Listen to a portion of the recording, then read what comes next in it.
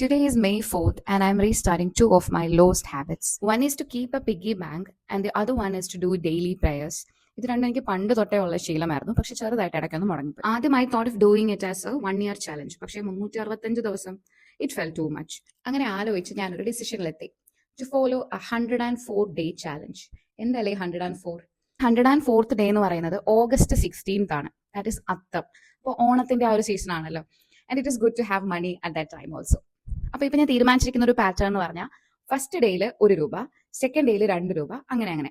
So 104th day 104 rupees ആയിരിക്കും ഞാൻ ആ പിഗി ബാങ്കിൽ ഡ്രോപ്പ് ചെയ്യുന്നത്. May 4 1 രൂപയും May 5 2 രൂപയും കൂടെ ചേർത്ത് now I have a total of 3 rupees. And if I do this without fail I would have ₹5,460 by the end. അടിപൊളിയല്ലേ? Now the second habit, daily prayer. ഇത് പണ്ട് ഞാൻ രാവിലെയും വൈകിട്ട് നാമം ചൊല്ലുന്ന ആളായിരുന്നു. എനിക്കിത് വളരെ സന്തോഷവും സമാധാനവും ഒക്കെ കിട്ടുന്ന സ്പേസ് ആയിരുന്നു താനും.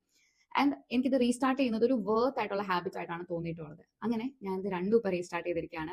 ഇതിൽ ഏതെങ്കിലും ഒരു ഹാബിറ്റ് നിങ്ങൾക്ക് വർത്ത് ഡൂയിങ് ആണെന്ന് തോന്നുകയാണെങ്കിൽ come let's do this together. Thank U.